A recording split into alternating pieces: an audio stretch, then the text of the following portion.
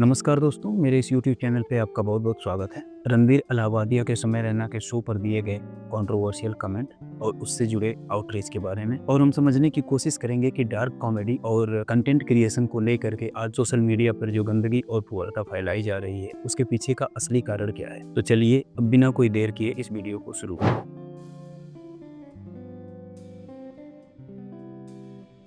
अब देखो, एक बात तो बिल्कुल सही है कि रणबीर अलाहाबादिया ने जो कुछ भी बोला वो एक सभ्य समाज में बर्दाश्त करने के काबिल नहीं है और इस पर आप सभी का गुस्सा बहुत जायज है। कोई कह रहा है जेल में डाल दो, कोई कह रहा है फांसी दे दो, कोई कह रहा है गधे पे बिठा करके घुमाओ। सारी चीजें सही है। महाराष्ट्र और असम के मुख्यमंत्री का भी इस पे बयान आया है। महिला आयोग की जो अध्यक्ष हैं उनका भी इस पे बयान आ चुका है और अभी की स्थिति में रणबीर अलाहाबादिया, समय रैना और उस शो में और बाकी जो लोग भी थे उन पर बहुत सारी FIRs हो चुकी हैं। रणबीर अलाहाबादिया और समय रैना ने माफी भी मांग ली। My comment wasn't just inappropriate, it wasn't even funny.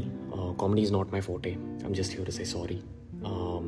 Many of you asked if this is how I wish to use my platform, and obviously this is not how I wish to use it. I'm not going to give any context or justification or reasoning behind whatever happened. I'm just here for an apology.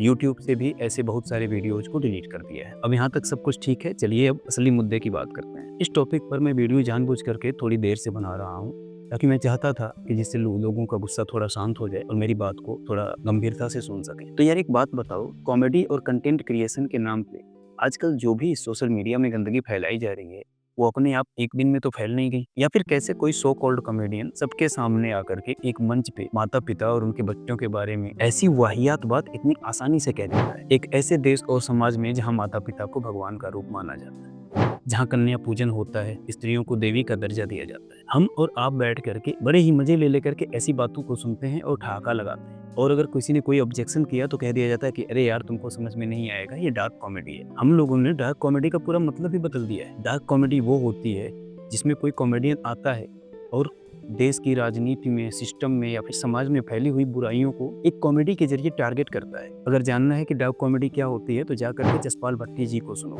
Johnny liver ने भी एक दो stand up जो मैंने सुने हैं उसमें भी बहुत अच्छी डार्क कॉमेडी वो करते हैं। जाकर के उनको सुनोगे तब पता चलेगा कि असली डार्क कॉमेडी क्या होती है। डार्क कॉमेडी का मतलब ये गंदी गालियों और अश्लीलता बिल्कुल नहीं होती। व्यूज और लाइक के लिए ये कॉमेडियन सारी हदें पार करते जा रहे हैं और हम लोग इनकी इन सारी हरकतों को डार्क कॉमेडी का नाम देकर के कवर किए जा रहे हैं। इंस्टाग्राम प्लेटफॉर्म पे आजकल जो गंद फैली हुई है उसे कौन नहीं देख रहा है। कोई लड़की अपने कपड़े बदलते हुए रील बना रही है, कोई सड़क पे चलते हुए अनजान लोगों को किस कर रहा है, तो कोई औरत अपने 13-14 साल के बच्चे के साथ रोमांस कर रही है और सब लोग मजे ले लेकर के देख रहे हैं। तब किसी को समाज की चिंता नहीं होती है। मतलब कंटेंट क्रिएशन के नाम पे क्या क्या नहीं हो रहा है इस देश में। कोई गटर से पानी पी रहा है, गोबर खा रहा है, तो कोई लड़कियों के बॉडी पार्ट्स को ऑब्जेक्टिफाई कर रहा है, कोई लड़का लिपस्टिक लगा के मेकअप करके सड़क पे चलते हुए लोगों के साथ वाहियात हरकतें कर रहा है।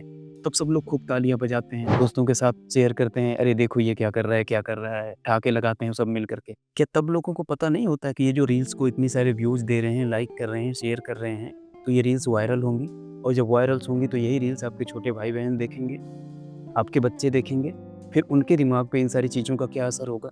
आज 10-12 साल के बच्चे निब्बा निब्बी बन करके घूम रहे हैं, पढ़ाई लिखाई छोड़ करके प्यार में जीने मरने की कस्में खा रहे हैं। ये सारी चीज़ें अपने आप नहीं हो गई।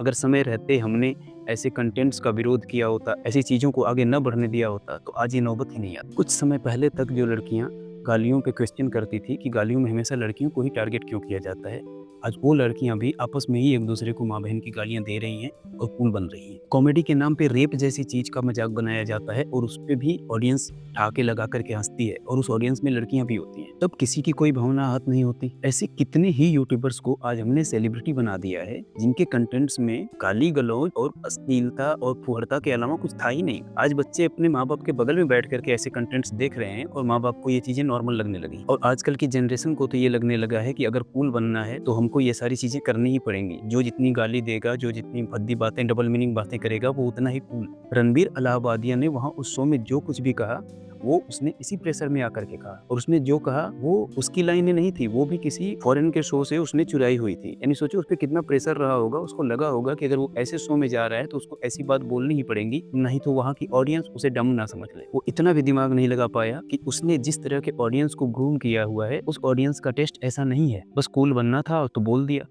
बन गए कूल। मुझे इसलिए बुरा लग रहा है क्योंकि सब काम बंद हो गया।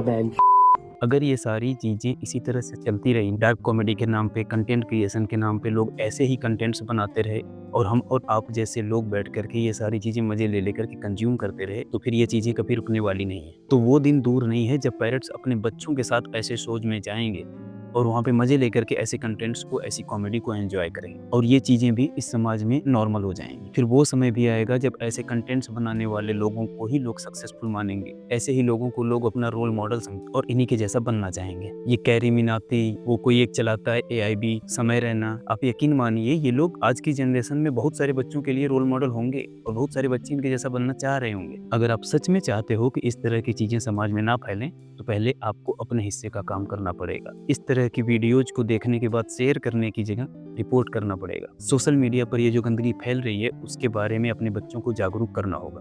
उनकी ब्राउजिंग हिस्ट्री और सोशल मीडिया अकाउंट्स भी अगर चेक करना पड़े तो कीजिए। ऐसे कंटेंट क्रिएटर्स को या फिर ऐसे कॉमेडियंस को अपने सोशल मीडिया अकाउंट पे अनफॉलो कीजिए, हो सके तो उन्हें ब्लॉक कीजिए। अगर इतना कुछ आपसे हो पाता है तभी रणबीर इलाहाबादिया और समय रैना जैसे लोगों पे आप बोलने के हकदार, नहीं तो आप भी पर्दे के पीछे से उनका एक तरह से सपोर्ट ही कर रहे हो। सामने आकर के आप चाहे जो भी बोलो। ट्विटर जैसे प्लेटफॉर्म पे या ईमेल करके सरकार में बैठे लोगों को ये बताइए इस तरह के कंटेंट्स आपको पसंद नहीं है और ये आपकी भावनाओं को आहत कर रहे हैं। सरकार अपना काम करे और इस तरह के सोशल मीडिया प्लेटफॉर्म्स और ओटीटी प्लेटफॉर्म्स के लिए रेगुलेशंस लेकर के आए। जैसे फिल्मों के लिए सेंसर बोर्ड है, वैसी ही censorship in social media contents का भी होना चाहिए, नहीं तो ये चीजें रुकने वाली नहीं है। बाकी आप खुद समझदार हैं। मिलते हैं अगली वीडियो में, तब तक के लिए अपना और अपनों का ख्याल रखिए। जय हिंद।